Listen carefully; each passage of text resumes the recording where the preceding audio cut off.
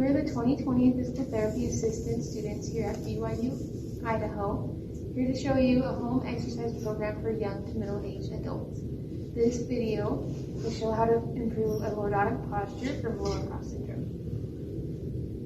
Lower cross syndrome is the result of muscle strength imbalances in the lower segment. It is a postural deformity. Hips are tilted forward more than normal. This results in tight hip flexors and lower back. This also means that your core and glutes are weak. As you can see in this picture, drawing a line from weak to weak and tight to tight, this makes a cross, hence in the name. So in this video, we will teach you how to stretch and strengthen the muscles that we talked about. But first, there's something you can do every day, and that's just fixing your posture. So how you do that is finding what we call neutral spine. So if you see her spine, there's a natural curve here. What you don't want is you don't want to be too far forward in your hips, and you don't want to be too far back in your hips. You actually want that perfect middle. So go ahead and try to find that neutral spine for yourself. So feel around. You should feel your back pain, your pain symptoms alleviate in this position. So now that you've found it, make sure you keep this neutral spine throughout all the exercises in this video, but also do it yourself every day. When you're doing dishes, when you're cleaning the house, whatever. Keep that neutral spine. So now that you understand, we'll start with the warm-up. First, we have modified good mornings. So she will demonstrate what they look like. Now remember, we want the neutral spine. So we don't want our pelvis too far forward when we squat or too far back. Just that neutral spine. So we go down and then up. You can do that about 10 times, but if you feel like you want more, you can do more. Next is high knees. So to make this harder, you can go faster, or to make it easier, you can just do steps. And keeping your hands here just helps you out. And again, keep that neutral spine. Do that for about 30 seconds. Next, we have leg swings. So for safety reasons, you just grab a table, a wall, and swing your leg back and forth. Now make sure, if you can only go a little bit, go a little bit. If you can go higher, go higher. And you want to make sure that you're keeping that neutral spine. So go ahead and show them what you don't want them to do. There you go. See how she's moving like that? So keep that neutral spine for these. I like to do 10 on each leg and then switch. The last one is butt kicks. So again, just warming up like that. And keep your neutral spine for 30 seconds. And that's your warm-up. Now that your body's all warmed up, we are going to strengthen the weak muscles, the abs, and the glutes. So starting with glute bridges. We don't recommend you do this exercise on your bed, but you can do it on the floor and on a yoga mat for more comfort. So you see all she's doing is bridging up, and she has her hands here for extra support. And then to make it harder, you can just do one leg at a time as you get stronger. And you'll do that about 10 times each leg, or 10 times with both legs. And then next are donkey kicks. So these are just like they sound. And again, we're making sure we have that neutral spine. You don't want to be super curved because that will make your lower cross syndrome even worse. And then to make it harder, you can stay up and just hold it there, or you can do pulses. And then again, do 10 each side and then switch legs. Next are standing hip extensions. So again, you can find a wall or a chair or your bedside, and then just extend your hip backwards. And again, to make it harder, you can stay up and then do pulses the same way. 10 each leg. And those are for your glutes. Next, we're going to strengthen your abs. So starting with a plank. Again, we don't recommend you doing this on a bed, but you can do it on the floor or on a yoga mat. So you can start with your knees, and then you plank up.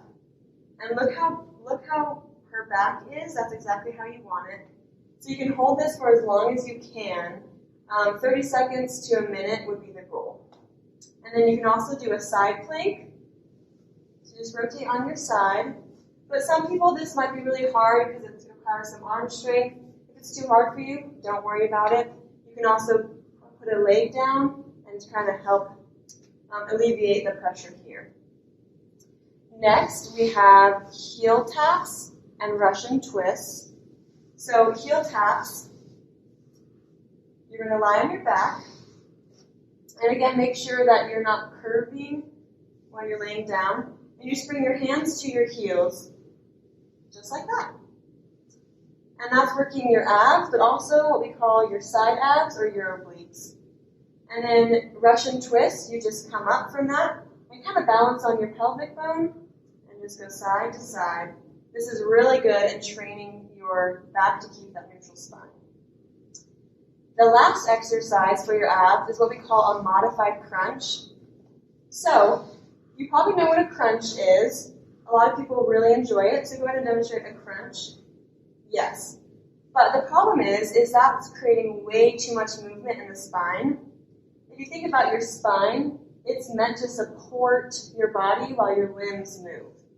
So, with a modified crunch, she's going to put her hands behind her back to keep that normal curve. And then she's also going to put one leg up. And that just keeps your hips in the right spot. Then she's just going to lift her chest to the ceiling. And that's engaging the core without harming the back. And those are your core exercises.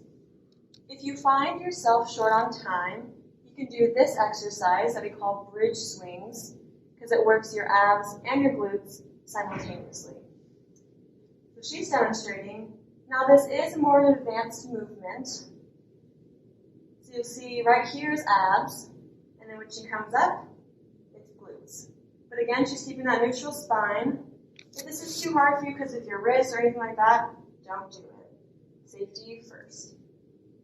Now that we've strengthened the weak muscles, we're going to stretch the tight muscles, which are your hip flexors and your low back extensors. So for stretching, the American College of Sports Medicine recommends that you stretch 2 to 3 times a week. And then each muscle group that you stretch, you want to make sure that it's 10 to 30 seconds and then 2 to 4 reps. But if that's too many numbers for you, you can just remember 30 seconds, 3 times a week. So we're going to start with stretching our hip flexors. So you can do a normal quad stretch. So she just grabs her ankle, and then to really make sure that you feel the stretch, you're going to want to make sure that your hips are tilted back. And also, she'll bring her leg further back that way to get a further stretch in these hip flexors. And again, about 30 seconds, 3 times, and then 3 times a week. But moving on, another stretch you can do are lunges. So we don't recommend you doing this on a bed, but you can do it on the carpet with a pillow underneath or with a yoga mat. So you'll see that she's leaning forward with this leg to really stretch this hip flexor. And again, you can put a pillow underneath to make that feel better. Now going on to stretching your low back extensors, we're going to do what we call a bug tuck. So she just brings her legs up, and she's just stretching her back like this. If you want, if you have a friend or a family member, they can come and push down on you too to stretch you further. Again, that's about 30 seconds, 3 times a day for 3 days. And then next we have the child's pose. So all you do is you sit your hips back into your feet. This is stretching, again, the low back extensors. If you want to target a specific size, you can just reach over to other sides, hold that for 30 seconds, reach over to the other side, and hold that for 30 seconds. This is a video from the Physical Therapy Assistant students from BYU, Idaho. In this video, we went over how to stretch and strengthen muscles for lower cross syndrome. Remember to maintain neutral spine. Thank you for watching.